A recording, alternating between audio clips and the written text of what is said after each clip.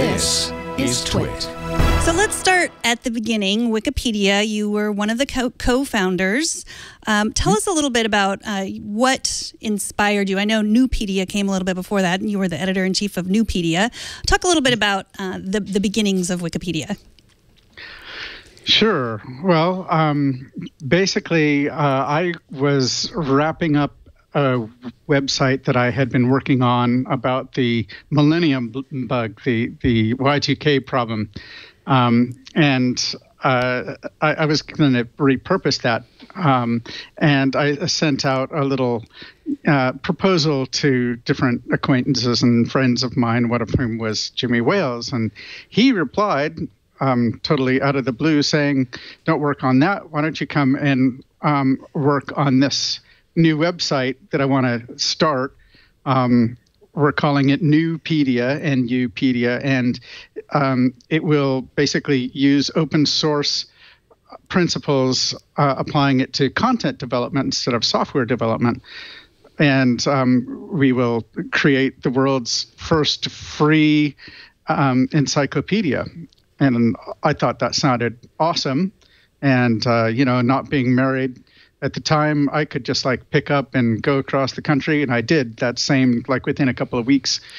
I was driving out to San Diego.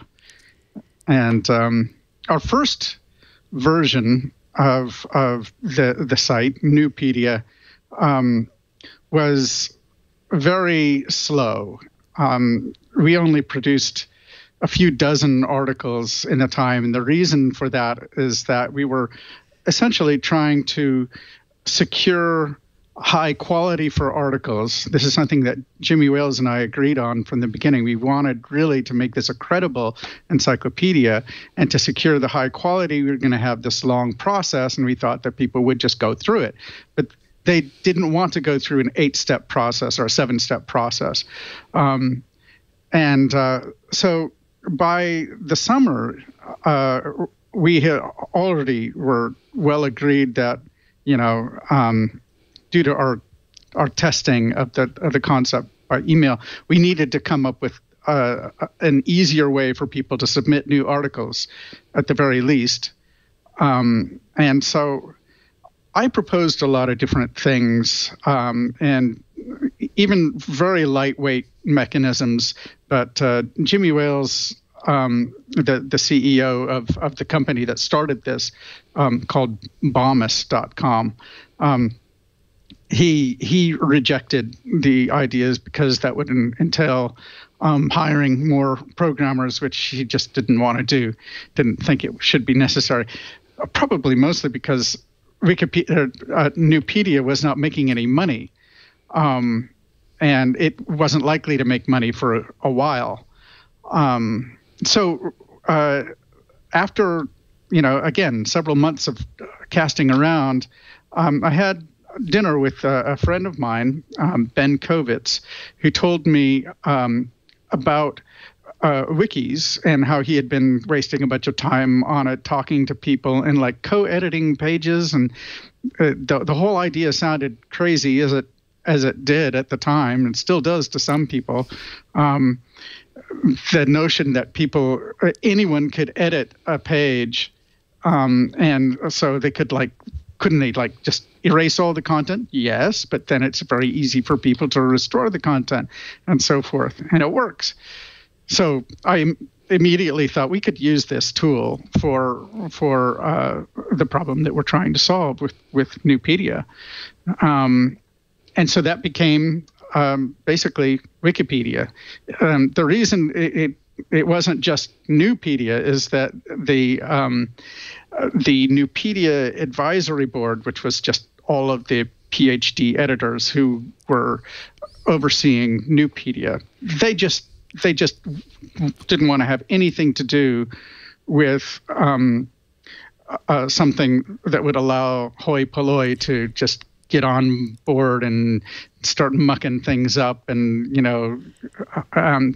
the whole idea sounded absolutely absurd to them. And Jimmy Wales initially also, although he was perfectly willing to install the software, he was quite skeptical at first as well. But so we decided we still want to try this, and so we'll just create a new website for a new data stream. It wouldn't be branded as part of Nupedia. So I came up with the name Wikipedia, and we launched it on July 15th, just a couple of weeks after we had the idea. And so that was the year 2000 or 2001? Year 2001. So it's like almost 1 year after I had started working on Nupedia.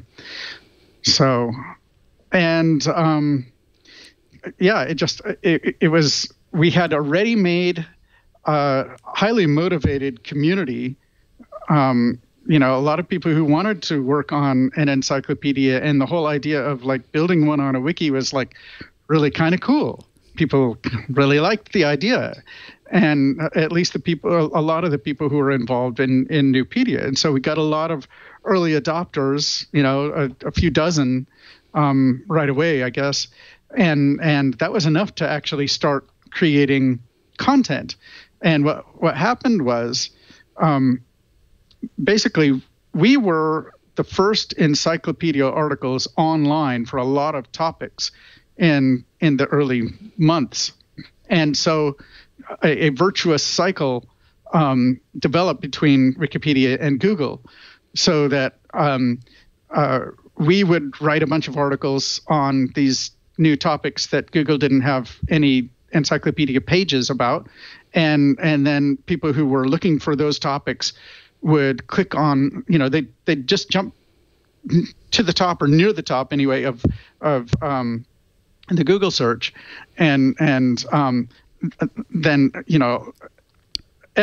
we knew when the Google bot had hit the site. It wasn't like going all the time back then. It was like once a month, and after the results of the Google bot hitting us hit Google, we got a spike in traffic, and then and so more people got involved that way.